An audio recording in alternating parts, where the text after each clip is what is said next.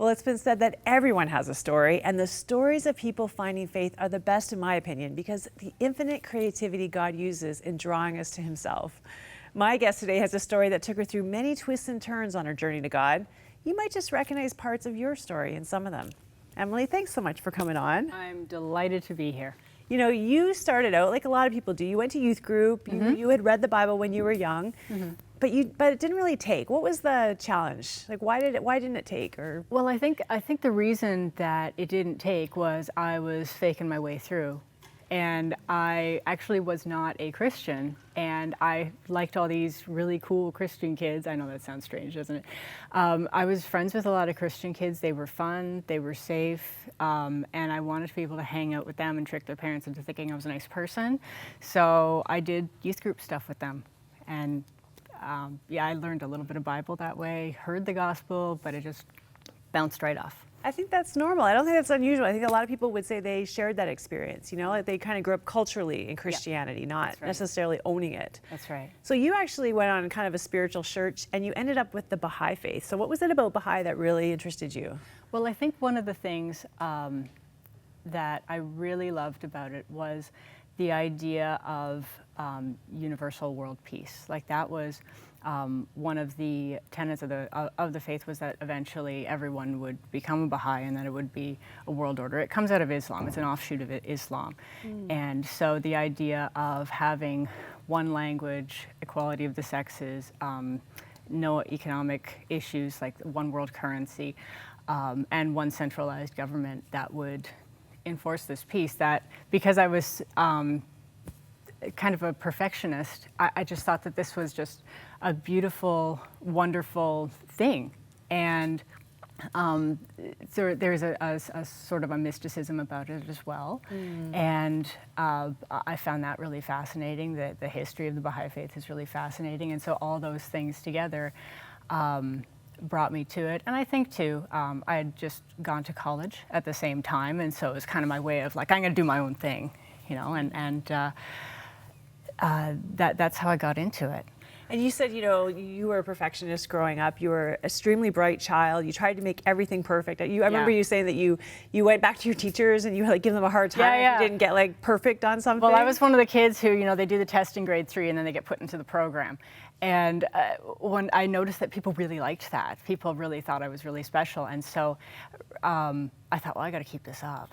This is and that's a very common thing for kids who are slated into gifted kid activities. The pressure That's right. And I think most of the pressure was internal, though. I felt that it was external. I felt that other people were trying to make me be this perfect person. But looking back on it now as a 34-year-old, that was really all internal. I was just doing it to myself. Yeah, because you had a kind of perfectionist side. And so when you entered the Baha'i Faith, you had to do that right too. But I had to do it right. You were failing. I was. You know, there are obligatory prayers to say every day, and I would miss them. And I go, oh, okay, well, I'll try better tomorrow. And I would miss that too. And there are ceremonial washings to do, but nobody within the community in my town in London, Ontario, was really able to teach me anything about that. And so I felt, okay, that's another thing that I'm failing at too. And I also started dating a boy at that same time.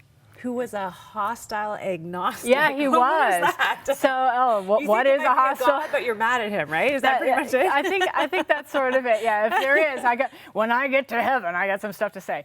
Yeah, like that's gonna work out.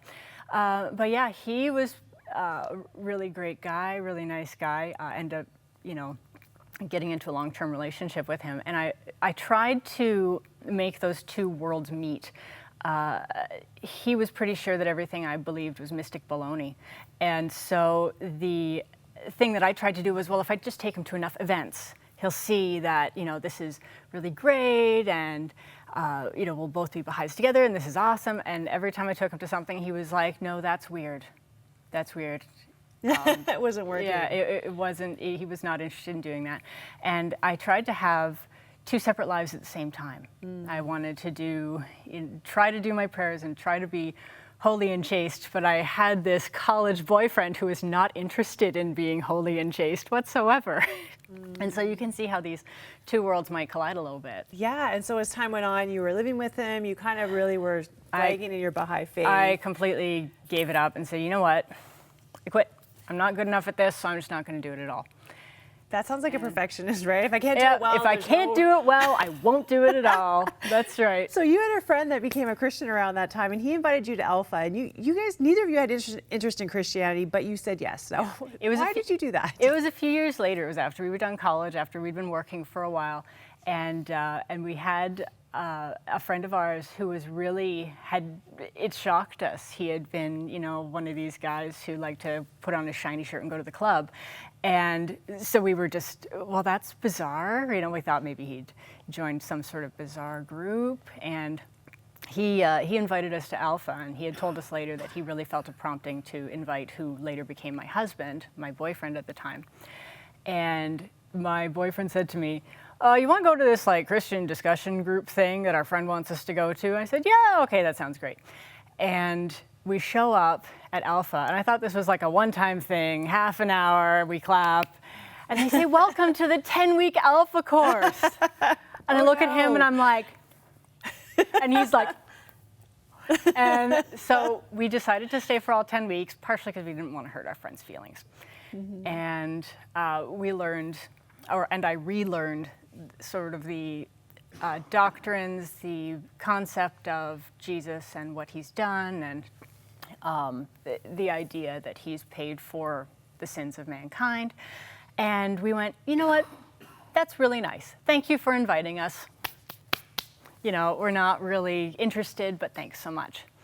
And now your husband, now this boyfriend who became your husband, the hostile agnostic, he decides he wants to start reading the Bible so that if he's going to make fun of Christians, he knows what he's talking about. That's right. That's right. Because the more we got to talk with our friend, I think he realized, I need to know more about this. So at the time, we had a Bible store right down the street from our house. It was a Christian bookstore.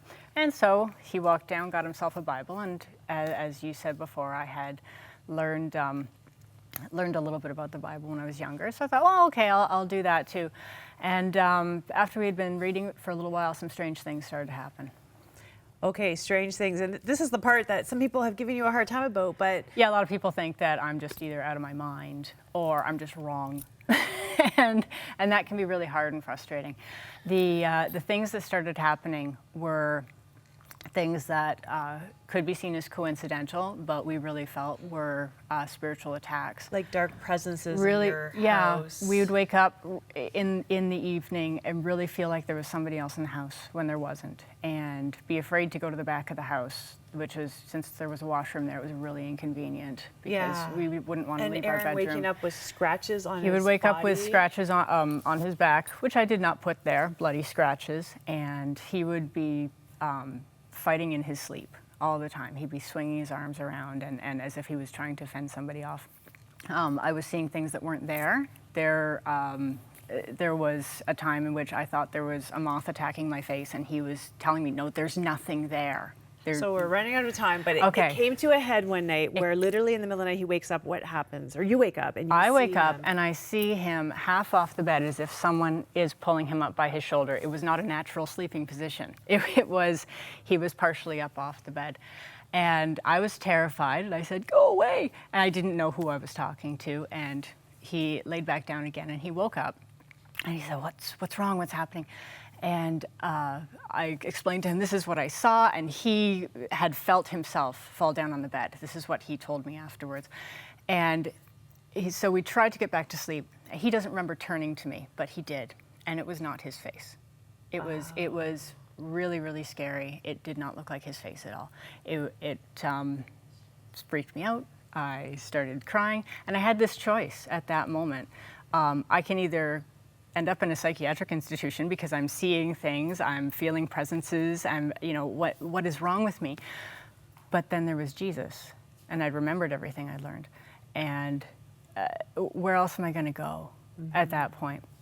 I asked God to save me. I didn't have to ask anybody what to repent of. I knew that as a Baha'i, I'd been worshiping a false god. I knew that as a perfectionist, I'd been worshiping self.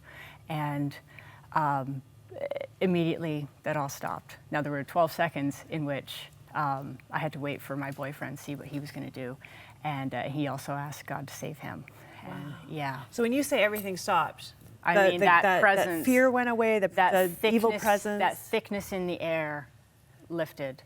And at that point, we could tell it was gone. And we looked at each other and went, so we're Christians now. What do we do?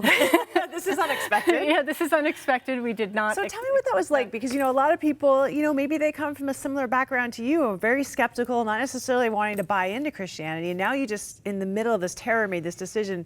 How did you feel? What changed in you besides the dark presence going? Did anything else change? I would say that the sanctification process was slow. But we fortunately had been going to, had started going to our friend's church just to kind of stick our toes in the water. And so we were able to meet with a pastor who believed us and who understood and kind of helped us to get into a healthier position. We eventually realized that we shouldn't be sleeping together, that might not be a good idea. And he was able to lead us through, and eventually we got married. And we lived happily ever after. Oh yeah, everything was not easy, perfect. Not, no, of course what not. happened to perfectionism? Oh, you know what? Becoming a mother has made that go out the window. There's no such thing as a perfect mother, and there's no such thing as perfect children, and there's no such thing as a perfect life. And I've had to get over that. And I think a lot of people do end their stories with the "and we live happily ever after." We still do have struggles that we go through in life. I did lose a child to miscarriage, and I have in the past few years developed epilepsy. And so those have been some struggles that we've dealt with. But in both of those particular instances, and obviously there are other things that happen in people's lives too, God was with us during the miscarriage. And I know that because the baby died at week 8, but we didn't find out until week 13. Wow. And by then we'd told everybody, and I had been washing the dishes and had started to feel, anyone who's had a miscarriage knows that something is wrong. And I prayed, is this happening? Why is this happening now? And I really felt the impression of, I'm not going to let you do this alone. This is not something that you're going to do by yourself. The presence of God with you. Yeah, and still with being diagnosed with epilepsy, I mean, I was shocked, obviously, because people don't know very much about epilepsy, and I certainly never had to care about it because it wasn't part of my life. But it's taught me to be humble, and in terms of my body is not my own. It belongs to Christ. We think we're in control of our lives until something happens to show us that we're not, and that's when God comes in. Especially the brain, right? And so, so life is not perfect, but we have Jesus. Yeah, that's right. He is Emmanuel, God with us in all of it. And He is our perfection, so I don't have to be. Well, thank you so much for sharing your story. I so appreciate you and your honesty and coming here, and love to see the journey you're on. Hopefully you'll come back and tell us more, the next stage. Hey, that would be great. I would love to do that.